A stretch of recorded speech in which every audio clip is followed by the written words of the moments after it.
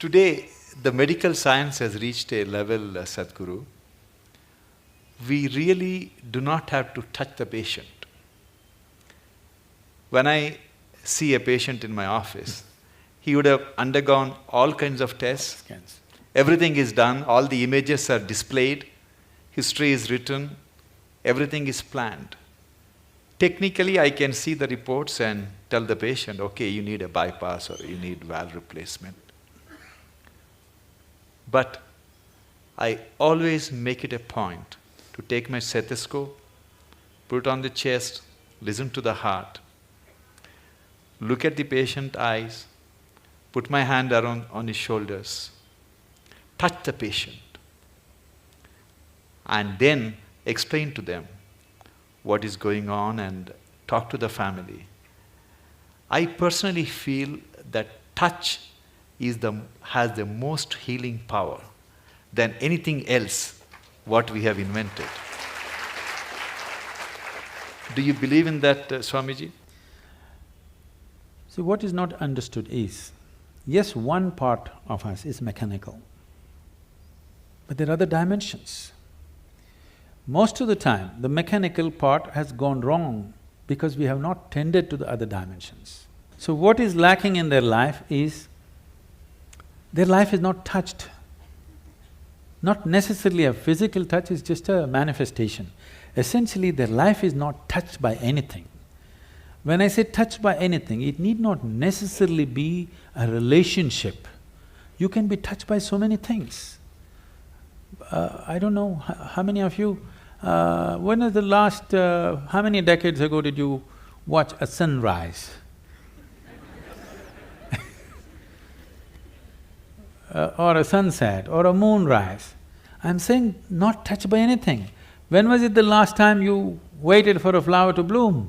No such thing. When is the last time you paid an attention to a butterfly or a leaf or a flower or another human being? You're… of course, you don't like faces, you like the Facebook. I'm saying contact with life, whether it's human, animal, plant life, or just elements around you, just that. How many people even take a moment to even look at the food that they're going to consume with a little bit of involvement, or are they touched by it? No. So at last, either a doctor has to touch it, or in the end, undertaker will touch you. You know, somebody will touch you, things gone bad, somebody has to touch you. So, does touch have a relevance? Tremendous relevance. Touch need not always be physical, it can be in so many different ways. If you are not touched by life, you are a dying life, you are not a living life. It may happen to you after some time, but it's happening, you're in progression. Because what you call as life, even in the physical level, it's medical knowledge for everybody now. The number of cells you have is more than the number of stars in the Milky Way, okay? Every day, over 600 million billion cells are dying and new cells are being born. That means every second, 10 million cells are dying and 10 million new cells are born in your body. If you just leave the old guys, if you just take charge of these new 10 million cells every second that's coming up in your body, if you structure them properly, create them properly, if you have some say in how they will happen, if you have some influence as to how these fresh cells are born, your heart should be fixed, your brain should be fixed, everything should be fixed. Because that is the level of opportunity you have to rejuvenate your life second to second. But because you're totally oblivious to life, when I say oblivious to life, I want you to look at this.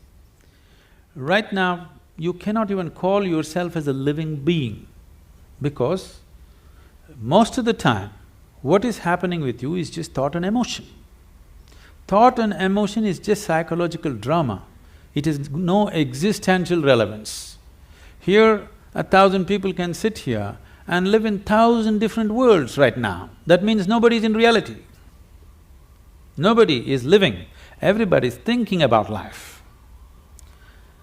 psychological space, what happens, has unfortunately overtaken the existential process of life. You do not experience life, you're only thinking and reacting to situations around you. Thought and emotion is dominating everything. So right now, today morning, sun came up on time. You don't think much about that. Okay, so what? Now you need to understand, if sun does not come up tomorrow morning, within 18 hours, all life on this planet will largely cease as we know it. So I'm telling you, sun came up on time today morning. I want to hear appropriate noises. Yeah. None of the planets in this solar system collided today. In the whole universe, no accidents. In this endless cosmos, no accidents, everything going right. But you have one nasty little thought crawling in your head and it's a bad day. I'm saying you completely lost perspective with life. You lost perspective as to who you are. It's a kind of madness.